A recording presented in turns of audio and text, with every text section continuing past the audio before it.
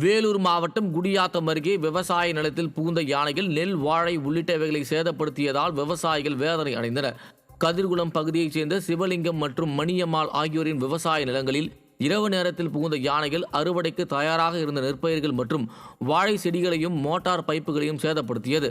யானைகள் விவசாய நிலங்களுக்கு வருவதை தடுக்க கோரிக்கைகள் வைத்தும் தடுக்காத விடியா ஸ்டாலின் அரசுக்கு கண்டனம் தெரிவித்துள்ள விவசாயிகள் பாதிக்கப்பட்ட பயிர்களுக்கு இழப்பீடு வழங்கவும் வலியுறுத்தியுள்ளனர்.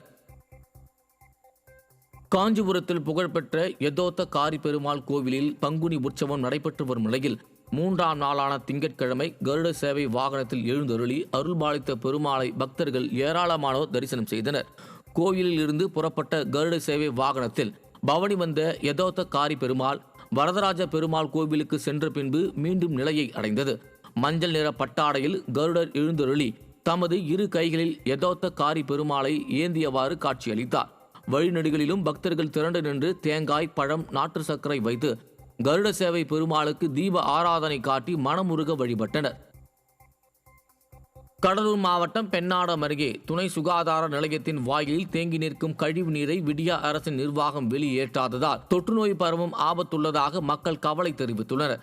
முருகன்குடி கிராமத்தில் ஊராட்சி ஒன்றிய நடுநிலைப்பள்ளி வளாகத்தில் அமைந்துள்ள துணை சுகாதார நிலையத்தின் நுழைவு பகுதியில் கடந்த பல மாதங்களாக கழிவுநீர் தேங்கி துர்நாற்றம் வீசி வருவதால் மருத்துவமனைக்கு வருவோரும் பள்ளி மாணவர்களும் மிகுந்த அவதிக்குள்ளாகியுள்ளனர். தொற்றுநோய் ஏற்படும் அபாயம் உள்ளதால் தேங்கி நிற்கும் கழிவுநீரை அகற்ற வேண்டுமென பலமுறை கோரிக்கை வைத்தும் திறனற்ற ஸ்டாலின் அரசின் அதிகாரிகள் அலட்சியம் காட்டி வருவதாக மக்கள் குற்றம் சாட்டுகின்றனர். செங்கல்பட்டில் நடைபெற்ற மக்கள் குறைதீர்வு கூட்டத்தில் ஆட்சியர் உட்பட அரசு அதிகாரிகள் முறையாக பங்கேற்காதது மக்களிடம் அதிருப்தியை ஏற்படுத்தியது. திங்கட்கிழமைகளில் மாவட்ட ஆட்சியர் அலுவலகங்களில் மக்கள் குறைதீர்வு கூட்டம் நடைபெறுவது வழக்கம். அந்த வகையில் செங்கல்பட்டு ஆட்சியர் அலுவலகத்தில் நடைபெற்ற மக்கள் குறைதீர்வு கூட்டத்திற்கு 12 மணிக்கு மேல் ஆகியும் ஆட்சியர் உட்பட அதிகாரிகள் வராததால் மனு கொடுக்க வந்த பொதுமக்கள் நீண்ட நேரம் காத்திருக்க வேண்டிய சூழல் ஏற்பட்டது. இதன் மூலம் திறனற்ற ஸ்டாலின் ஆட்சியில் அதிகாரிகள் மக்கள் பணிகளுக்கு முன்னுரிமை கொடுப்பதில்லை என்பது தெரிய வருவதாக மக்கள் விமர்சிக்கின்றனர். பல்வேறு கோரிக்கைகளை வலியுறுத்தி நீலகிரி மாவட்ட ஆட்சியர் அலுவலகத்தை முற்றுகையிட முயன்ற ஆஷா ஊழியர்களை காவல்துறையினர் கைது செய்தனர். ஆர்ப்பாட்டத்தில் ஆஷா பணியாளர்களை பணி நிரந்தரம் செய்ய வேண்டும், குறைந்தபட்ச ஊதியம் 26,000 ரூபாயாக நிர்ணயிக்க வேண்டும், 10 வருடம் பணி முடித்த ஆஷா ஊழியர்களுக்கு சுகாதார செவிலியர் பணி வழங்க வேண்டும் உள்ளிட்ட பல்வேறு கோரிக்கைகளை வலியுறுத்தி முழக்கங்கள் எழுப்பப்பட்டன. பின்னர் ஆட்சியர் அலுவலகத்தை முற்றுகையிட முயன்றவர்களை விடியா அரசின் ஏவல் துறையினர் கைது செய்து அராஜகத்தில் ஈடுபட்டனர். கரூர் மாவட்டம் நெய்தலூரில் விவசாய நிலத்தில் அனுமதி இல்லாமல் கோரை பயிர்களை அழித்து உயர் மின்னழுத்த கோபுரங்களை மின்வாரிய துறையினர் அமைப்பதாக பெண் விவசாயி ஒருவர் குற்றம் சாட்டியுள்ளார். புதிதாக கட்டப்பட்டு வரும் துணை மின் நிலையத்திற்கு உயர் மின்னழுத்த கோபுரங்கள் கொண்டு செல்வதற்காக நிலத்தின் வழியாக அனுமதி பெறாமல் மின்வாரிய அதிகாரிகள் மின் கோபுரங்கள் அமைத்து வருவதாக கூறப்படுகிறது. இதுகுறித்து காவல்துறையிடம் புகார் அளித்தும் நடவடிக்கை எடுக்கப்படவில்லை என தெரிகிறது. திமுக ஆட்சியில் விவசாயிகள் வஞ்சிக்கப்படுவதாக பாதிக்கப்பட்ட பெண் கண்ணீர் மல்க குற்றம் சாட்டினார்.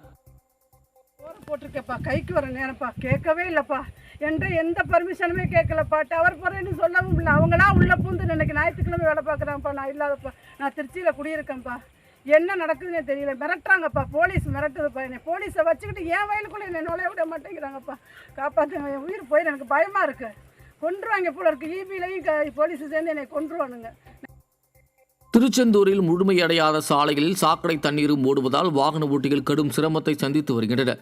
திருச்செந்தூர் சாலையில் நெடுஞ்சாலைத்துறையினர் சிறு பாலங்கள் அமைக்கும் பணியை கடந்த 1ஆம் தேதி தொடங்கினர். 20 நாட்களில் பணி முடிவடையும் என தெரிவிக்கப்பட்ட நிலையில் இன்று வரை பணிகள் முழுமையடையவில்லை. கழிவுநீர் செல்ல மாற்று வழி ஏற்படுத்தாததால் கழிவுநீர் வழிந்தோடுகிறது. இதனால் வாகன ஓட்டிகள், பாதசாரிகள் கடும் சிரமத்தை எதிர்கொண்டு வருகின்றனர். விடியா அரசின் அதிகாரிகள் உடனடியாக பணியை முடிக்க வேண்டும் என்பதே பொதுமக்களின் கோரிக்கையாக உள்ளது. தருமபுரியில் பிரசவத்திற்காக சென்ற கர்ப்பிணி பெண் ஒருவருக்கு இரட்டை குழந்தைகள் உயிரிழந்து பிறந்ததால் மருத்துவமனையை முற்றுகையிட்டு பெண்ணின் உறவினர்கள் போராட்டத்தில் ஈடுபட்டனர். ஒட்டப்பட்டி பகுதியைச் சேர்ந்த அருண்குமார் மனைவி நந்தினி பிரசவத்திற்காக தருமபுரி பேருந்து நிலையம் அருகே உள்ள தனியார் மருத்துவமனையில் அனுமதிக்கப்பட்டார். செவிலியரின் அலட்சியத்தால் நந்தினிக்கு திடீரென உடல்நலக்குறைவு ஏற்பட்டு மயக்கமடைந்து கீழே விழுந்துள்ளார். இதனால் வயிற்றில் இருந்த இரட்டை குழந்தை உயிரிழந்ததாக கூறப்படுகிறது. இதனையடுத்து நந்தினியின் உறவினர்கள் மருத்துவமனையை முற்றுகையிட்டும் சாலையில் அமர்ந்தும் போராட்டத்தில் ஈடுபட்டனர்.